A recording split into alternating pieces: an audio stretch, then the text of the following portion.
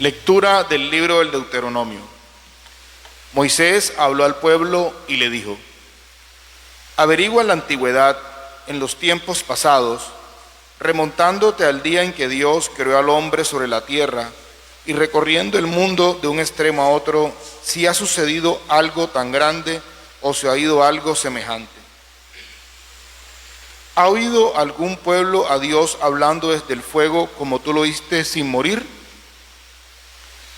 ¿Intentó algún Dios venir a buscarse un pueblo de entre otros, sirviéndose de tan grandes pruebas, signos y prodigios, declarando la guerra con tanto despliegue de poder, con tan terribles portentos, como lo hizo el Señor tu Dios contigo contra los egipcios ante tus propios ojos? Pues reconoce hoy y grábatelo bien, que el Señor es Dios allá arriba en el cielo y aquí abajo en la tierra, y no hay otro.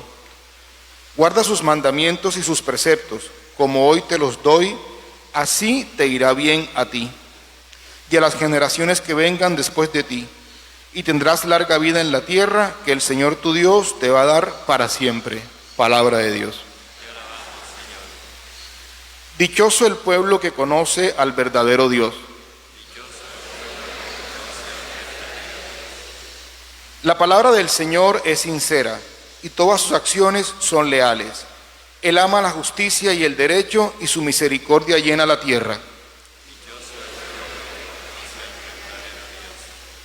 La palabra del Señor hizo el cielo, el aliento de su boca sus ejércitos, porque Él lo dijo y existió, Él lo mandó y surgió. Los ojos del Señor están puestos en sus fieles, en los que esperan su misericordia, para librar sus vidas de la muerte y reanimarlos en tiempos de hambre. Nosotros esperamos en el Señor. Él es nuestro auxilio y escudo. Que tu misericordia, Señor, venga sobre nosotros como lo esperamos de ti.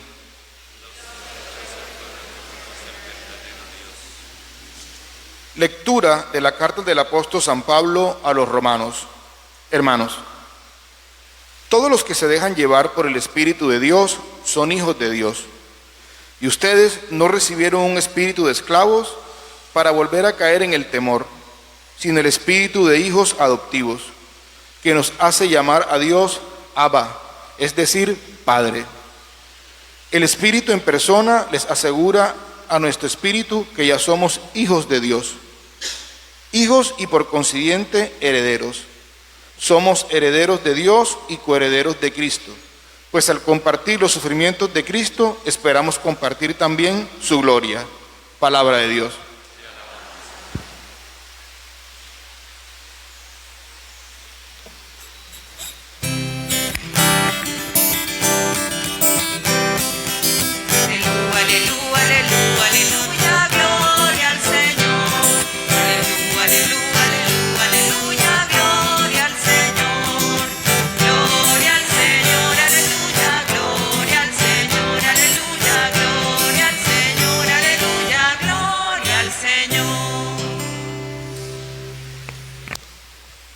El Señor esté con ustedes. Y con tu espíritu. Lectura del Santo Evangelio según San Mateo. Gloria a ti, Señor. Después que Jesús resucitó, fueron los 11 discípulos a Galilea, al monte que Jesús les había indicado. Al verlo se postraron ante él, pero algunos dudaron. Entonces se les acercó Jesús y les dijo: Dios me ha dado pleno poder en el cielo y en la tierra. Por tanto, vayan y hagan que todos los pueblos sean mis discípulos, bautizándolos en el nombre del Padre y del Hijo y del Espíritu Santo, y enseñándolos a guardar todo lo que yo les he mandado. Y yo estoy siempre con ustedes hasta el fin de los tiempos. Palabra del Señor. Gloria a ti, Señor Jesús.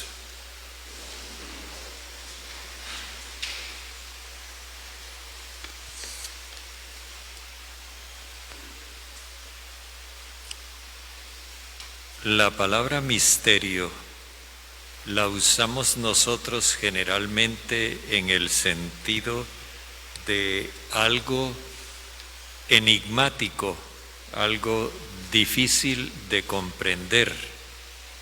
Y en parte sí, puede ser esa una significación, pero fundamentalmente hay una cosa que necesitamos entender. La palabra misterio significa, en el idioma griego, que es de donde proviene, significa una cosa, un secreto, algo oculto. En el Oriente Antiguo había unas religiones de misterios que consistía en que a una persona se la iniciaba en los misterios, o sea, en los secretos de esa religión. Pero una persona podía conocer hasta determinado punto. De allí para adelante se necesitaba que hubiera hecho un proceso para luego poder acceder al segundo grado de conocimiento, y así sucesivamente. De manera que los misterios se iban entregando en la medida en que la persona iba realizando esos procesos. En nuestro lenguaje cristiano eso cambia. Misterio sí es un secreto, pero no es un secreto para mantenerlo oculto, es un secreto para revelarlo. Comenzando por el hecho de que el misterio de Dios no permaneció oculto porque Dios quisiera esconderlo, sino porque la humanidad no estaba en capacidad de acceder a ese misterio. Porque lo que nosotros vemos con la revelación del misterio cristiano es que ese misterio se hace accesible no a través de una enseñanza académica, sino de otra forma.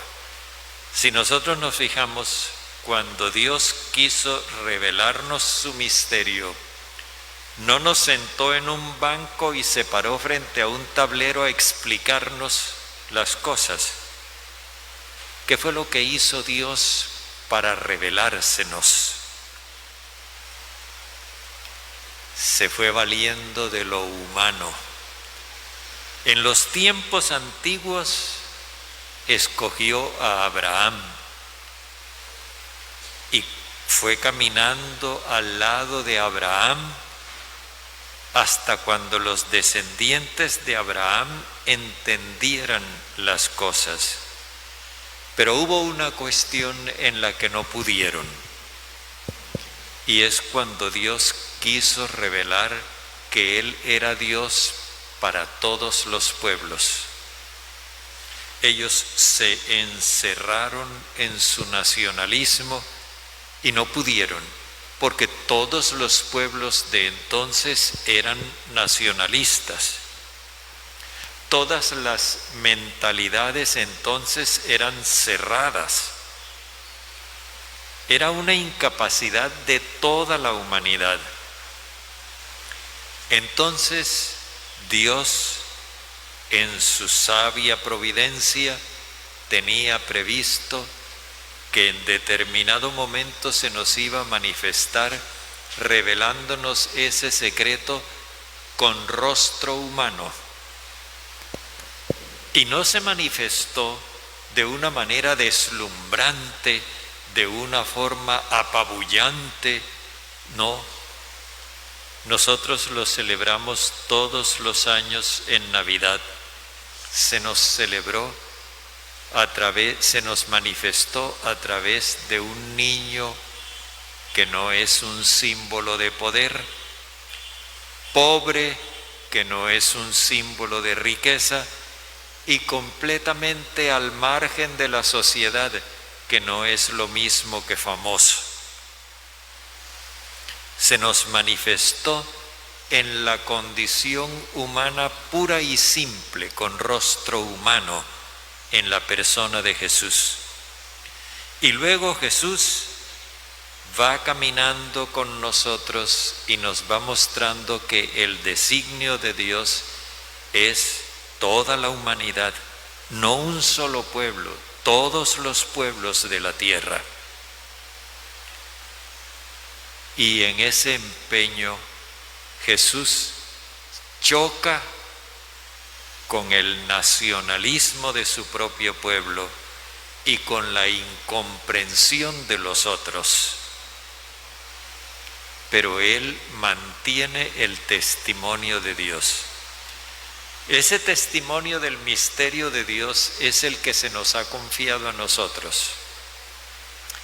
El misterio de la Santísima Trinidad no es una lección académica que algunos estudiaron teología y la dominan muy bien y que otros estudiaron Biblia y lo pueden ilustrar muy eruditamente, porque el misterio de la Santísima Trinidad no se reveló así, se reveló en la historia y en la vida humana de Jesús de Nazaret.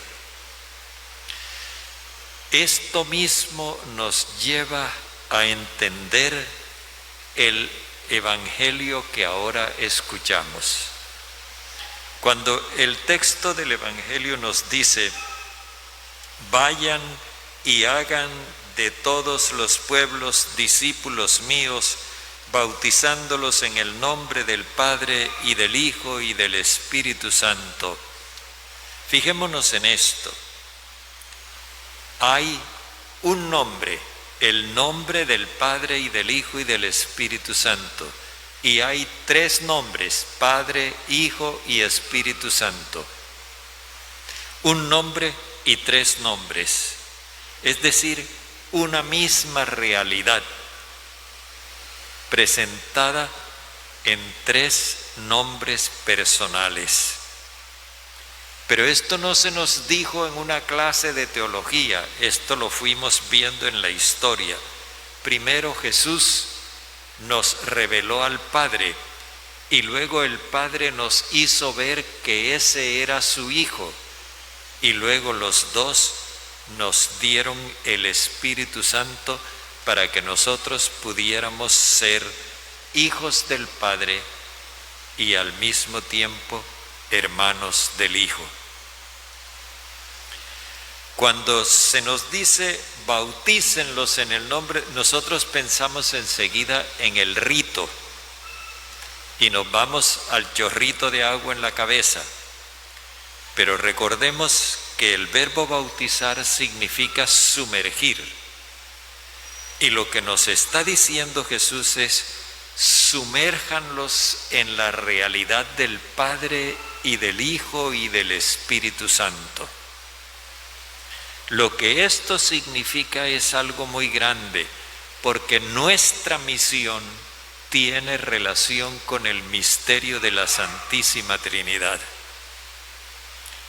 Nosotros estamos enviados a meter a la gente en el misterio de Dios,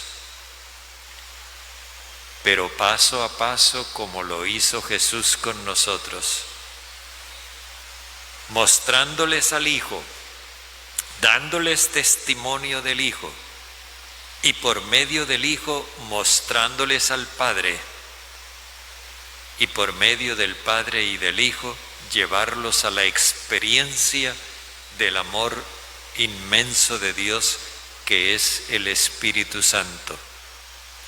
Esto lo vamos haciendo en la vida y con la vida.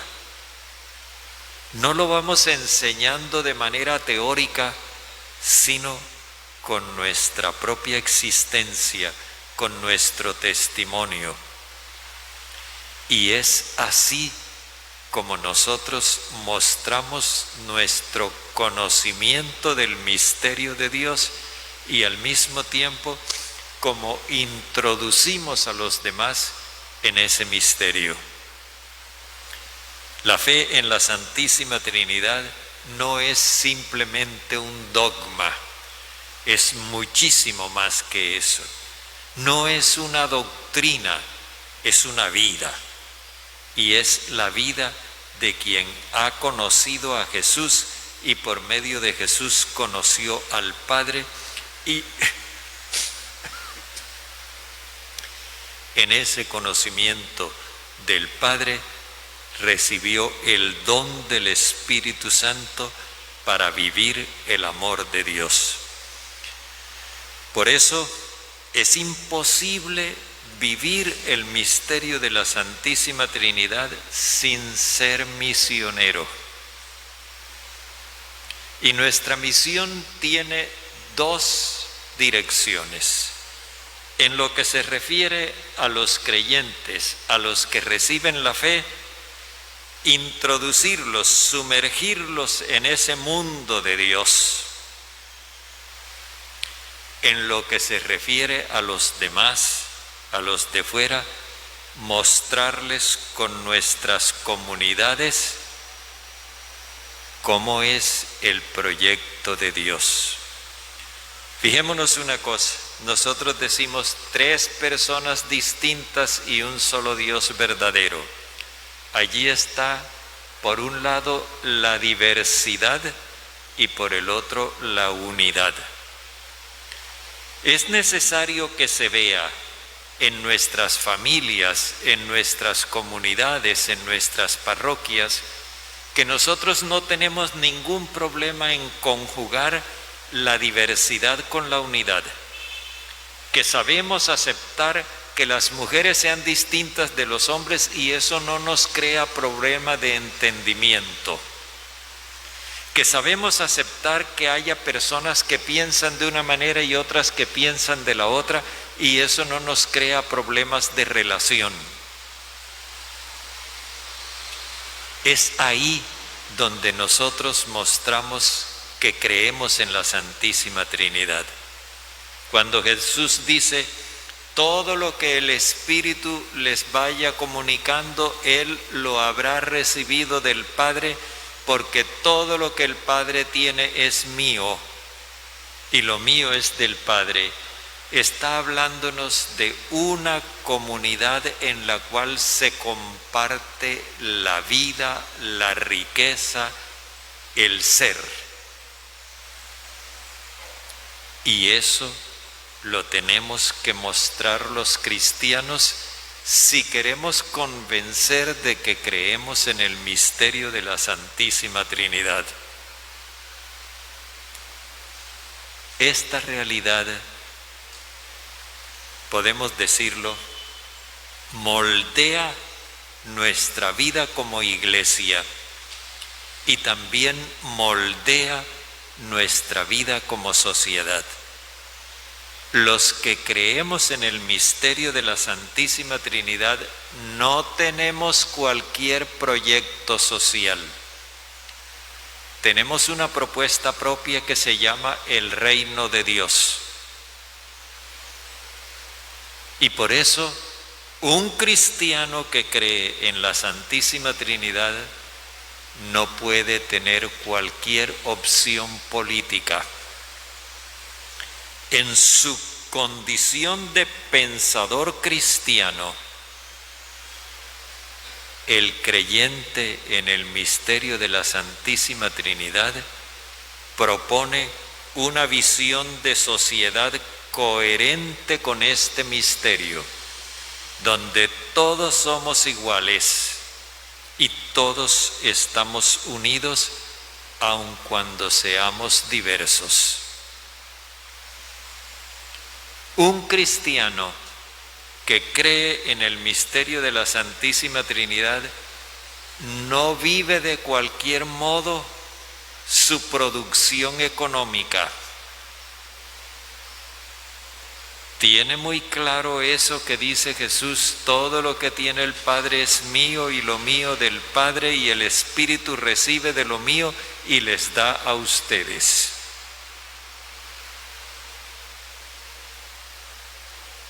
Nosotros, con nuestras sociedades estratificadas, donde hay personas que son más importantes que otras, con nuestras sociedades fragmentadas, divididas y muchas veces enfrentadas, no podemos convencer a nadie de que creemos en el misterio de la Santísima Trinidad.